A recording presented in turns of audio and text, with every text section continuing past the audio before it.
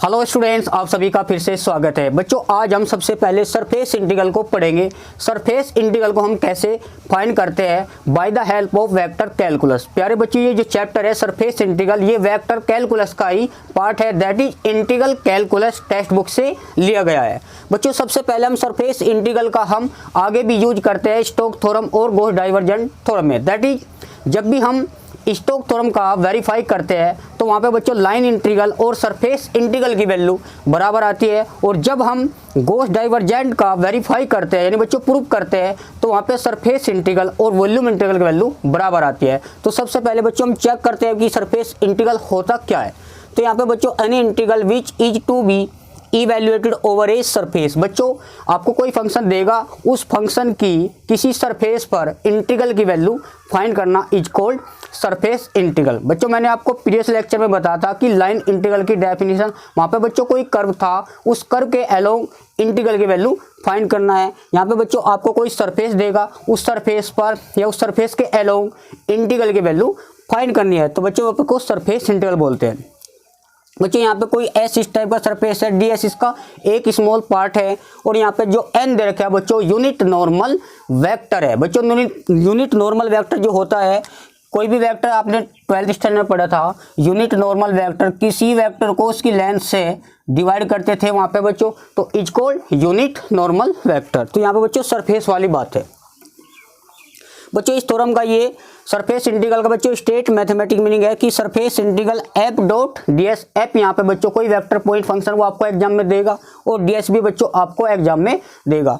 तो यहाँ पे दे रखा है बच्चों double integration F dot N cap DS, जहाँ पे बच्चों एन कैप है gradient M mod gradient F. बच्चों, ग्रेडियंट आप कैसे निकालते हो? ग्रेडियंट एफ को लिख सकते हो डेल एफ। तो डेल यहाँ पे बच्चों क्या है? ऑपरेटर है, इसकी जो वैल्यू होती है del over del x plus के j, del over del y plus का k cap, del over del z. F यहाँ पे बच्चों वो वेक्टर पॉइंट फंक्शन है, तो यहाँ एक्स के रेस्पेक्ट में करना, फिर बच्चों वाई के, फिर यहाँ पे जेड के। वो आगे जब क्वेश्चन डिस्कस करेंगे वहाँ पे बच्चों इसको समझेंगे। बच्चों, इसमें कुछ इंपॉर्टेंट पॉइंटर्स को समझते हैं। आपने नॉर्मली 12th में देखा था बच्चों, ये एक्स एक्सिस है, आपका वाई है 3D प्लेन के अंदर।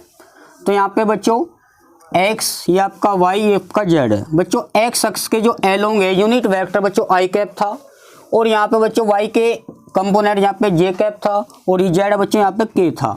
तो यहाँ पे हमें ये आपका xy प्लेन है, ये बच्चों zx प्लेन है, ये आपका yz प्लेन है। तो हम यहाँ पे बच्चों कुछ इंपॉर्टेंट पॉइंट को डिस्कस करते हैं।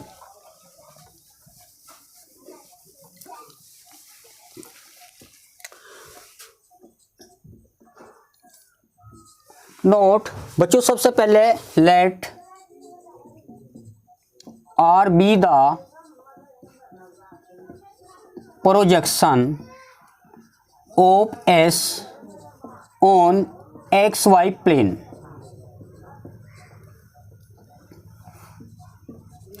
बच्चों, आपको आर कोई प्रोजेक्शन है एस की एक्स वाई प्लेन के अंदर, तो देन जो बच्चों यहाँ पर डी एस है, आपको डी एस चाहिए।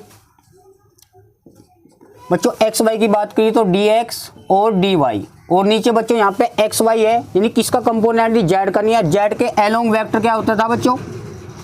के कैप। एक्स के होता था आई, और वाई के होता था यहाँ पे जे कैप। बच्चों, ये आई जे के यूनिट वेक्टर होते हैं। तो यहाँ पे बच्चों एन डॉट के कैप, एन तो आपका बच्चों ये है ग्रेडियंट है, उसके मैग्नीट्यूड से डिवाइड करेंगे। जब बच्चों वो एक्स वाई प्लेन के अंदर सरफेस पूछेगा तो आपको ये डीएस ये लेकर चलना है। सेकंड पॉइंट है R be the projection of S in Y Z plane. अब की बार बच्चों इन्होंने वाई जेड प्लेन के अंदर पूछा है, तो यहाँ पर डी एस इक्वल होगा डी वाई डी जेड। बच्चों, यहाँ पे वाई जेड है, किसका कंपोनेंट नहीं है? एक्स अक्ष का। तो एक्स अक्ष पे क्या होता है बच्चों? वाई, तो एन के साथ डॉट आई कैप लेंगे। इसी प्रकार बच्चों X Y Y Z Z अक्ष के अंदर पूछते हैं।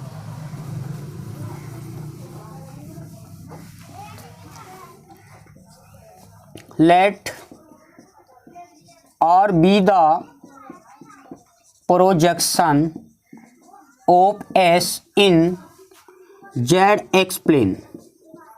ये बच्चों आपसे जेड एक्स प्लेन के अंदर पूछा तो डी एस डी जेड और डी एक्स। बच्चों यहाँ पे जेड एक्स है, कौन सा कंपोनेंट नहीं है, वाई नहीं। वाई पे क्या होता है बच्चों, यहाँ पे जे होता है, तो एन जो यूनिट नॉर्मल है उसके साथ डॉट प्रोडक्ट ले लेंगे जे का। तो बच्चों यहाँ पे वो एग्जाम में क्वेश्चन देगा बच्चों एक्स वाई प्लेन के अंदर, या बच्चों वाई जेड या फिर जेड एक्स है, वो आपसे देगा। बच्चों वो फर्स्ट ऑक्टेंट जब देगा, फर्स्ट ऑक्टेंट या फर्स्ट क्वाड्रेंट, अगर वो आपसे कोई सरफेस नहीं रखी बच्चों, एक्स वाई ना रखी ना वाई, तो आप उसको फर्स्ट की हेल्प से भी कर सकते हैं या किसी से भी कर लो बच्चों। बेटर रहेगा कि फर्स्ट करो तो ज़्यादा बेटर है। तो मैं यहाँ पे बच्चों समझना कि एफ कोई फंक्शन होगा, मान लीजिए आपके पास इस टाइप का फंक्शन है, एक्स आई कैप प्लस के वाई जे कैप प्लस के जेड के कैप।